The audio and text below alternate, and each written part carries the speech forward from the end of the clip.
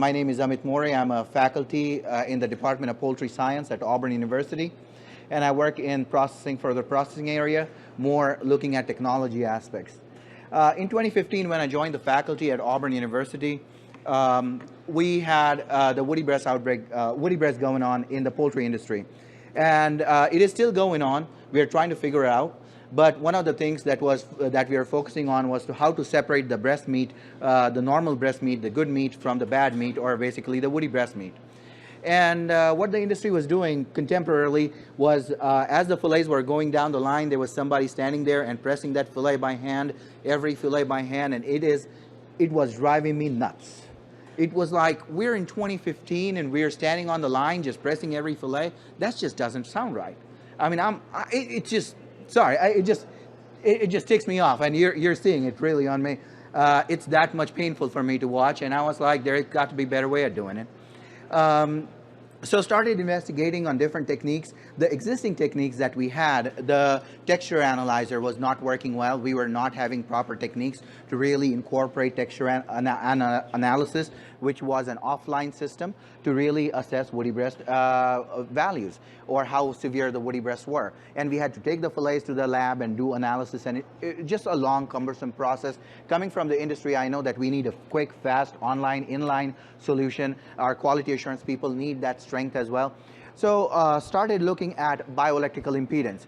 So just to give you a brief just an overview of wooden breast or woody breast analysis. We've got woody breast or wooden breast analysis, wooden breast that is prevalent in 8 to 10 week old broilers. Most of our country right now, or at least in the US, we grow jumbo birds, which are about 8 pounds, 10 pounds, sometimes 11 pounds live weight. Some companies have gone down to 7.25, but still we have got woody breast issue. What is exactly woody breast if you're not familiar with it? You know, as you can see in this picture, the picture up top, which is the chicken in that, or chicken breast fillet in that plate, it's very soft. It kind of folds very easily. It's pliable, if you will, okay? Very interesting word, pliable, for chicken breast that we have to use. And then when it comes to wooden breast, look at the breast fillet that is right on the second picture right there. Very, very stiff. The reason why it's called wooden is because it literally feels like wood. It is like wood. You can just take that and hit somebody on their head and they'll get a concussion pretty quickly, okay? So you feel, you're angry at somebody and you're in a processing, just take that. Pretty harmless, innocuous stuff, but you know, it will get them, okay? So it's very hard. I mean, it's just horrible that we are having this. And because of this tough, the meat as it looks, it's very tough, it's chewy, it's rubbery. It's not, there's no food safety issue, so that's a good thing, but it is a quality issue, and the consumers are complaining. People are complaining about this. People are not buying brands. I have got several people who have encountered woody breast once, and they stopped buying that brand of meat completely, okay? So it's a big, big problem that our industry is facing, and what are we doing? We're standing on the line. There is a worker. If you ever get a chance, stand on a conveyor belt that is moving this way, and you're stationary, and you're trying to press the breast fillets by hand. I can guarantee you will have you will be feeling dizzy in like 5 minutes. Imagine this guy standing there 8 hours, 40 degrees Fahrenheit, trying to do this. Hands become really numb, and there is no accuracy. It is very, very bad. And then the customers start complaining. Although you sort it out, customers are complaining. So we wanted to study it further, look at what is causing woody breast. And I was looking at something more deeper than the existing methods. So I took the breast fillets that were grown at a commercial processing, commercial vertical integrator, and I stuck them in something called a 7 Tesla MRI. 7 Tesla MRI is the strongest MRI there is in the world. You don't even subject humans to 7 Tesla MRI. It is only for research, and there are only 40 of them in the world, and I'm fortunate that one is at Auburn University. So if you look at the MRI image here, think about the breast fillets just stacked on top of each other. The normal one is on the top, and the woody breast is on the bottom, okay? And if you were to slice it in the middle, and that's like the slice that you're seeing, okay? It would be a vertical slice. So in the normal fillet, as you can see, everything is nice and blue or purple, whatever that color is. I'm very much, I don't understand exact what color that is, but I would call it purple. And on the other side, why is it purple and why is it all that? Is because the water that is in the fillet, that is nice and bound to the meat, the myofibrillar proteins, okay? So it's very much bound, very nicely homogeneous distribution, as you can see, very clear picture. For the first time, you could see the entire fillet and the entire area of the fillet and how the water is bound. Come down to the next one, which says woody breast fillet or woody there or wooden, and you see those pink patches over there in those purple. That is actually free water. That is the water that is just pooling inside that breast fillet. And the reason why all that is pooling is because there is a lot of collagen. We had done histopathology on that, and as we cut it in those areas and we did histo, you could see a lot of collagen infiltration, and because of collagen infiltration, the breast fillet, the collagen is not holding on to the water, and that's where there is a lot of pooling of water, and that is where you have a lot of woody breast. Another interesting aspect that you may want to observe in this was a severe woody breast fillet, and see all those pink areas there? That's how the woody breast was spread, how it was spread all over that breast fillet. It is different on each lobe, on the right and the left side of the breast fillet. So there's distribution issues. There are, how it is spreading, that's an issue as well. So hand palpation, again, becomes a very difficult thing to really score a woody breast fillet. But, these kind of techniques show us exactly how the spread of the woody breast is. And when I started looking at this, I said, you know what? I mean, there is water, there is free water, and there is not a lot of free water. That means the biochemist in me, the meat biochemist in me starts thinking, if there is a lot of this water going, that means there is ionic concentration changes. That means there could be electrical property changes as well. So lo and behold, we decided to look at electrical properties of the meat. We were tinkering with some electrodes in the lab, and then that's when CQ Foods, I found CQ Foods, and CQ Foods has an instrument, a handheld device that it was already there, and it could measure electrical properties of food. So the CQ Foods device is generally used to detect in the seafood industry. But I want to see, well, how would it be used in our poultry industry? How can I detect electrical properties? Initial data had shown electrical properties are different. Now we have a machine that could actually do the job faster. That means if I were to ever develop a method, or we work together and develop a method, the time to market and time to get this technology to the industry would be much, much shorter, much faster. So let's talk about bioelectrical impedance and what exactly it means. How many of you have gone to the doctor and they ask you to stand on a scale, and they say, after that, they say, this is how much water there is, this is how much fat there is, and stuff like that? If you have ever gone there, you know that is basically bioelectrical impedance. They're running electrical current in your body, and they're looking at resistance reactance, calculating the water, calculating the fat content. Very simple. And this device is basically a handheld version of that same thing, okay? What it does is, if you look at the device, it's basically a handheld device. It's very rapid. Electricity travels at 6 meters per second or something, so 1/6 of a second, so readings can be taken very fast, and that's when we started getting attracted towards this technology. How does it work? It has 4 electrodes, basically 2 sets of electrodes if you think, and the green arrows represent the flow of electric current. And each pair, the outer electrode is a signaling electrode, the inside electrode is a receiving electrode. Outside electrode sends very mild electric current through the food, and the receiving electrode receives that. And then it calculates resistance and reactance and several other features. As you can see, the way it works is that the electrical current is conducted by extracellular ions. The cells, if they're intact cells, you would not penetrate the electrical current through that.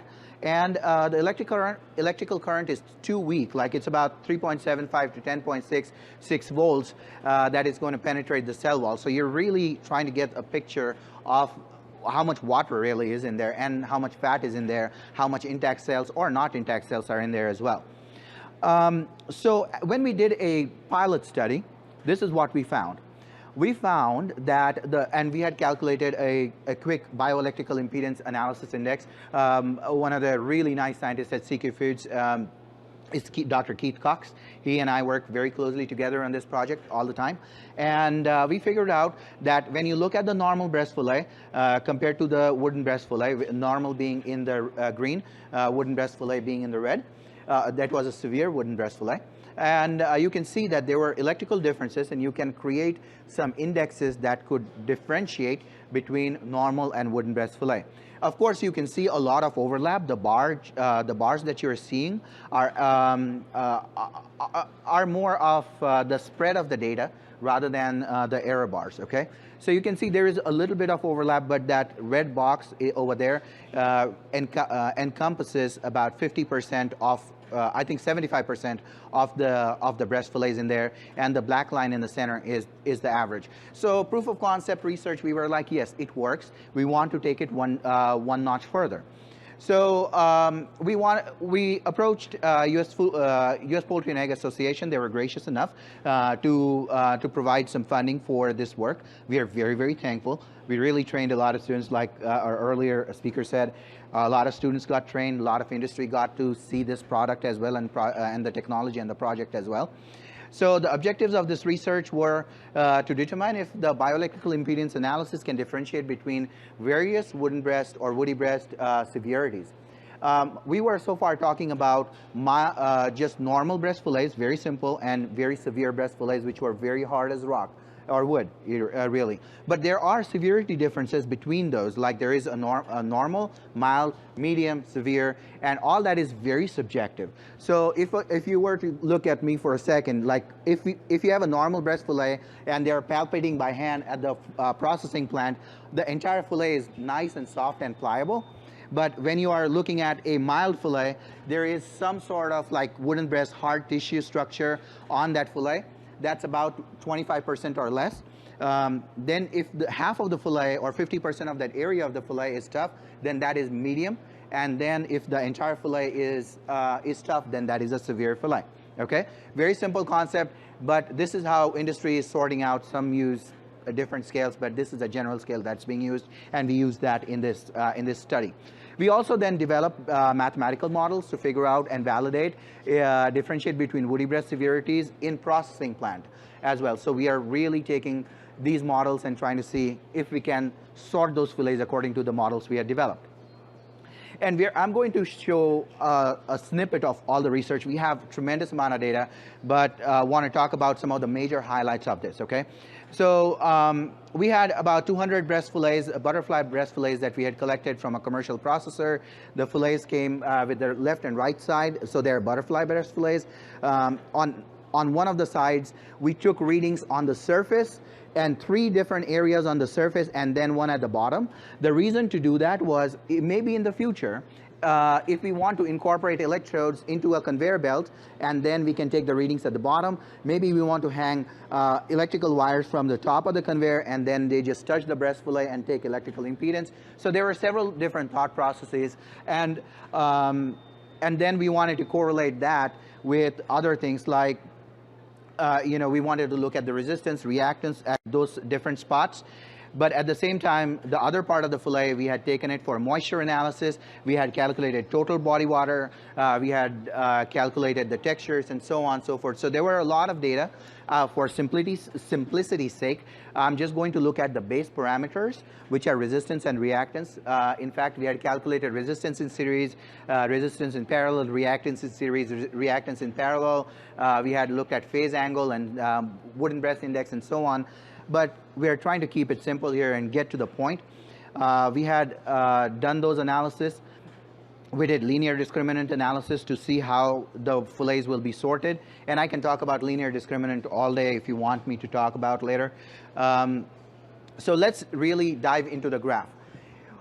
When that breast fillet was subjected to the bioelectrical impedance analysis, the breast fillet was, we kept that machine or the electrodes on top of the fillet in the center line, and that's the only data I'm showing. It ran the electric current. We collected the resistance reactance, and we wanted to see if it could differentiate between normal, mild, medium, and severe fillets. So here's the data. The blue represents resistance. The red represents reactance. On the x-axis, if you see, there are normal, mild, moderate, and severe breast fillets. On the y-axis is the electrical properties in ohms. Okay. If you look at the normal breast fillet, all those and the letters represent significant differences at P of 0.05 or alpha of 0.05. The first bar, the normal bar, if you look at, it has a resistance of about like 81 or 82 ohms, whereas reactance is about 40 ohms, and that is significantly different than mild to moderate and then to severe. As you can see, the resistance is different. The reactance, we have some overlap over there. The normal and mild club together, and then moderate and severe are clubbing together. One thing to notice is, and very glaring notice that you're seeing, is that those bars, although there are statistical differences, they are very close to each other, okay? But we are trying to figure out better ways to separate those means out, and we can hypothetically and statistically separate mild and moderate from normals and severes, yet there is a degree of overlap. And how does that fare together with the total body water? Remember, total body water was calculated based on the multiplying moisture percentage and the weight of the fillet. So total water that is present in the fillet, or total water mass that is present in the fillet. As you can see, there was an increasing trend in the total body water compared to the woody breast severities 0, 1, 2, and 3. However, this was just total gross moisture. So we had taken the fillets, we had ground them up and subjected to water, just basic moisture content method. And this is what we saw, but this spurred some extra interest. Now, with the next step, what we're looking at is we are going to look at the intercellular water, extracellular water. We are going to subject the fillets to NMR, nuclear magnetic resonance, and that will help us to better correlate our data with some of this water properties as well. But then we went ahead and did some mathematical modeling. We had used linear discriminant analysis. When we did the linear discriminant analysis, we used multiple parameters, resistance, reactance, total body water as well. And we built some models to look at the accuracy just of normal and severe on the fillets that we had brought. And I think there is a lot more effort that we have to put to differentiate and make this model better, which we are working with Dr. Keith Cox. In this study, we looked at normal accuracy when we did 62% accuracy with the model. Error was about 37%. Accuracy for severe detection was about 68%, and error was about 32%. And we wanted to predict then how would the models predict and predict if somebody were to sort the fillets at the processing plant.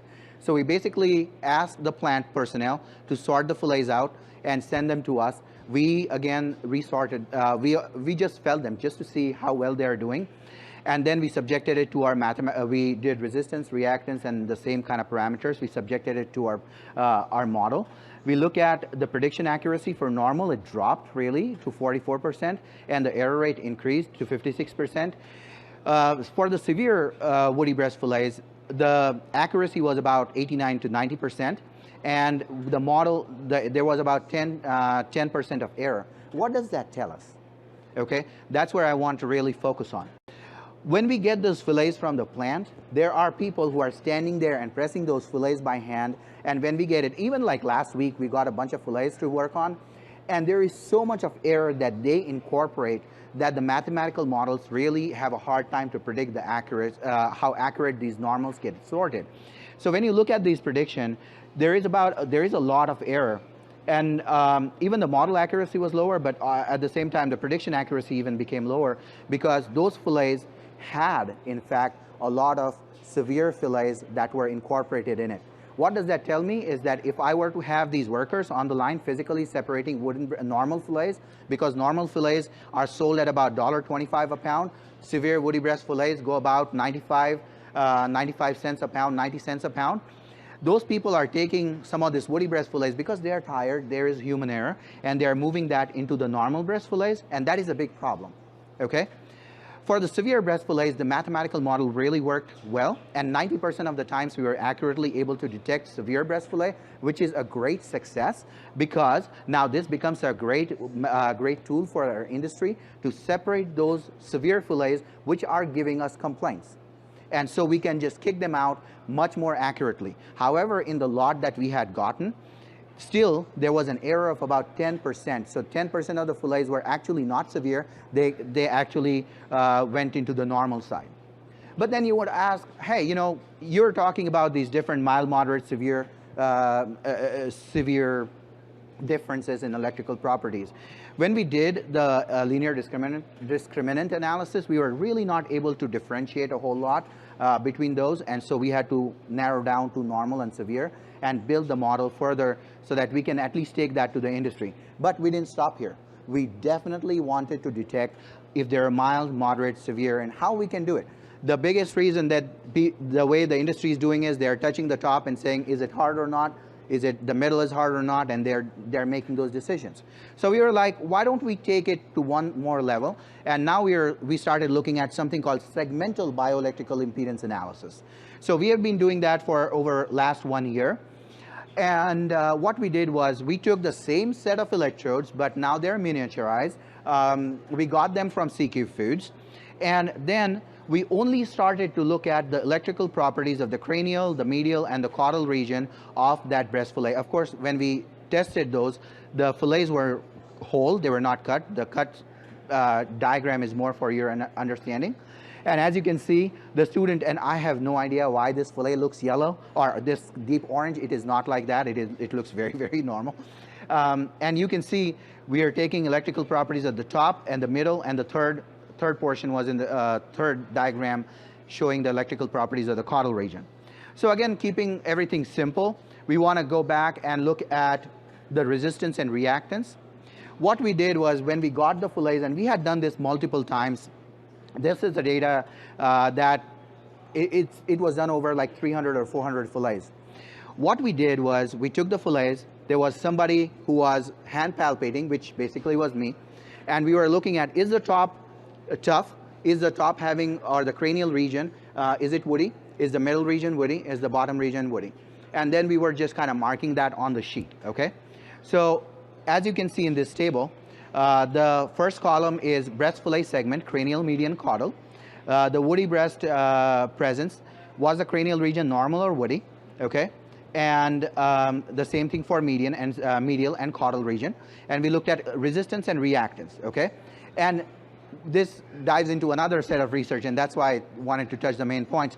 We also looked at meat with and without spaghetti meat, because that was another problem we are facing as an industry. And since we are doing research, why not tag along more research? We have got the resources, we've got the funds, we've got the students. So we're doing this work. As you can see, just with those smaller electrodes, there is a difference between resistance.